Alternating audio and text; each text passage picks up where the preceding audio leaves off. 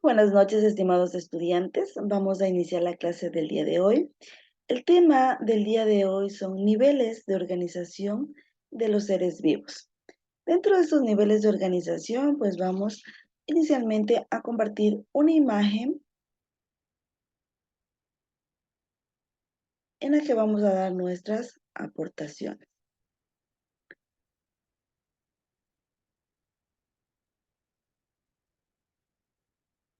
Muy bien, vamos a observar esta primera imagen y en ella vamos a establecer algunas inquietudes y vamos a responder qué observamos en esta imagen. Pues tenemos aquí varios gráficos, unas pequeñas descripciones. ¿Qué observa usted, estimado estudiante, al ver esta imagen?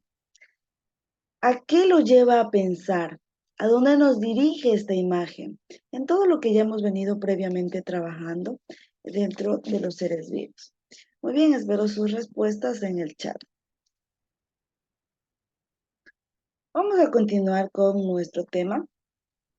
Dentro del nivel de organización de los seres vivos tenemos varios niveles, como pudimos ver en la gráfica anterior. Empezaremos hablando del nivel atómico. Pues el nivel atómico dentro de la organización de la materia corresponde a todos los átomos, ¿sí? Según esta función, los bioelementos se los conoce como primarios o se dividen en primarios, secundarios y oligoelementos. Los bioelementos primarios son átomos que cumplen una función estructural, es decir, son indispensables en este caso para la vida. Es decir, podemos mencionar al carbono, al hidrógeno, al oxígeno, al nitrógeno, que son esenciales para la formación de la vida. Es decir, si no hubiese existido el carbono como base de la vida, pues simplemente no hubiésemos existido los seres vivos. O que se hubiese dado la formación de los seres vivos, pero ¿qué pasa si no hay oxígeno? Pues respiramos. El hidrógeno y el oxígeno forman el agua. Tampoco pudiésemos tener ese líquido vital. Entonces, por eso son primarios, porque son la parte fundamental de la vida. Tenemos también a los bioelementos, en este caso secundarios, que son átomos que si bien no forman estructura celular, pero son esenciales para el funcionamiento de los seres vivos. Aquí tenemos al magnesio, al calcio.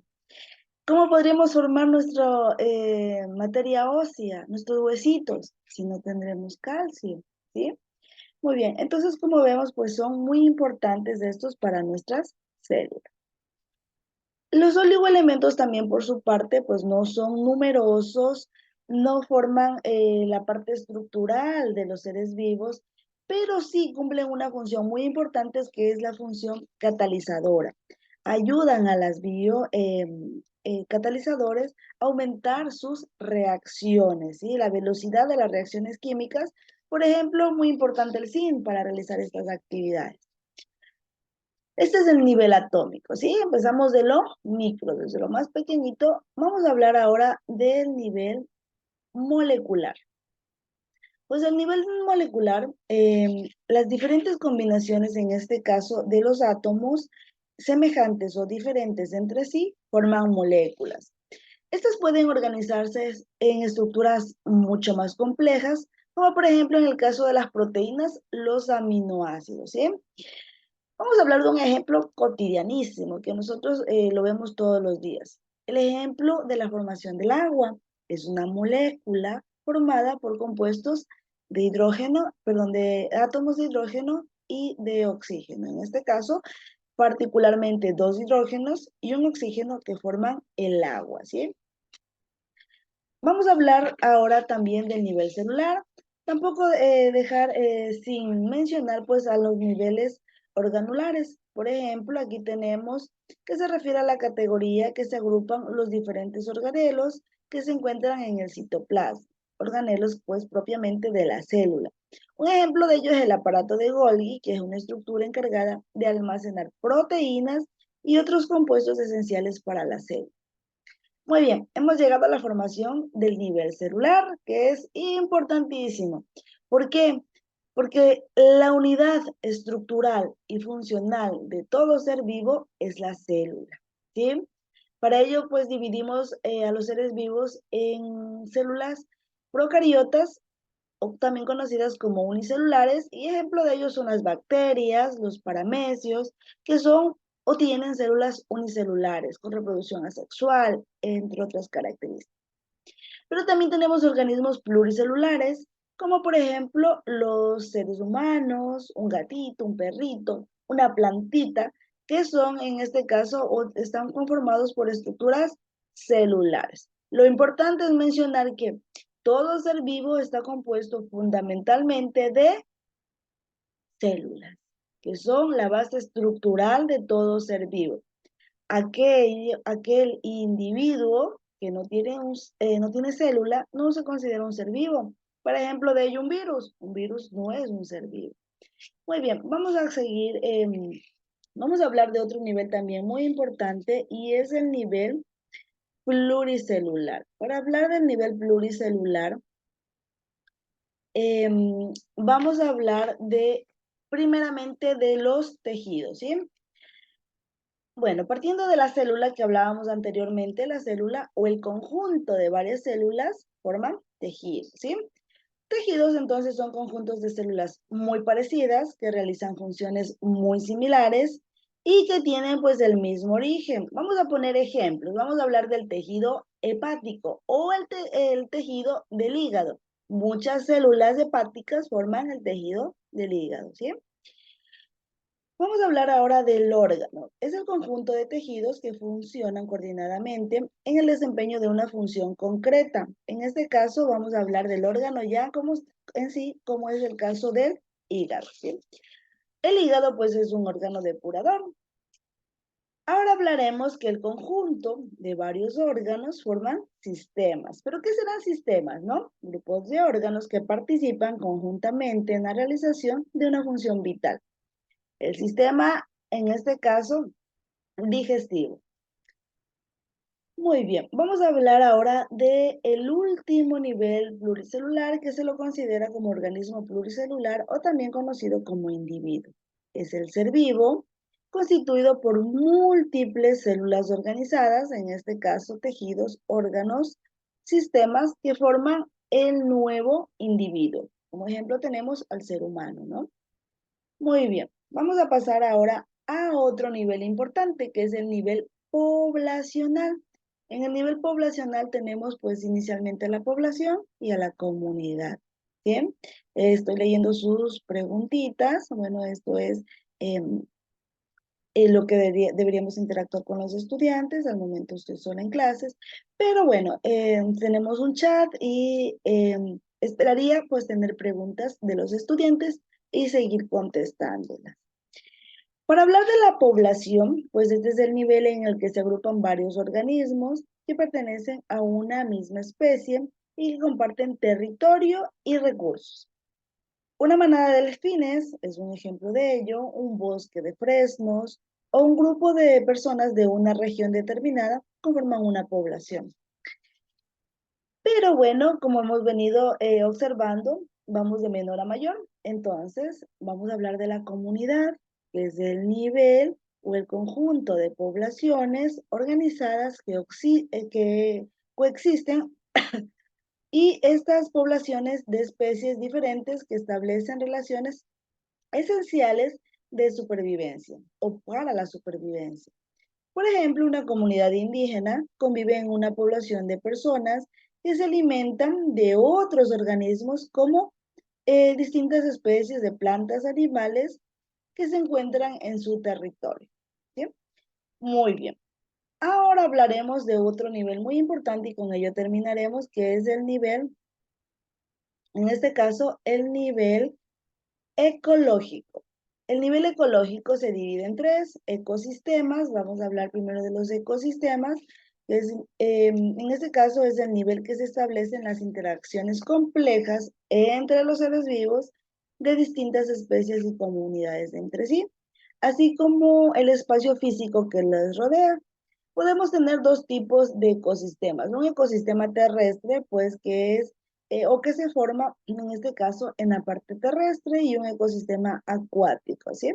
Entonces, estos dos tipos de ecosistemas podemos tener, sin embargo, también lo podemos subdividir en ecosistemas naturales y artificiales. Pueden ser naturales, en este caso se forman espontáneamente en una zona determinada sin la intervención del ser humano.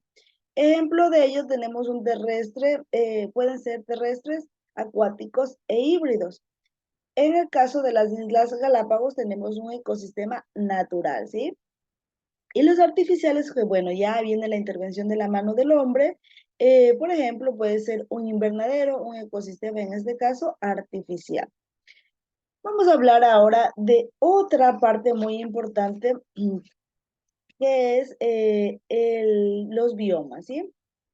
Dentro de los niveles ecológicos tenemos a los biomas, que no son nada más que la agrupación de ecosistemas de tipos terrestres, con características comunes que contribuyen grandes áreas que comparten clima, comparten vegetación y fauna, formado por ecosistemas más grandes, complejos, en los que prevalece de algunas características importantes, como en este caso son barreras geográficas no marcadas, pero sí son barreras de temperatura, clima, y en muchos casos especies dominantes, ¿sí? Un ejemplo de bioma podemos decir el desierto, la tundra, podemos decir la selva tropical. En este caso, la selva tropical se caracteriza por la alta presencia de humedad, lluvias, temporadas lluviosas, en este caso las precipitaciones son bastante fuertes y diversidad de especies entre animales y vegetales, ¿sí? Y terminaremos hablando de ese sistema ecológico de la biosfera. La biosfera, que ya sería la parte más macro, en este caso proviene del término griego bios, que significa vida, y esfaira, que significa esfera. Entonces, es la capa del planeta Tierra en donde se desarrolla la vida. Este es el mayor nivel de organización de la materia. Está compuesto por todos los seres vivos y materia no orgánica que se encuentra pues en nuestro planeta Tierra. Para terminar, vamos a ver un videíto que va a concretar mucho los conocimientos del día de hoy y luego de ello vamos a realizar como aplicación del tema del día de hoy, vamos a realizar una pequeña, en este caso un pequeño collage del tema en estudio.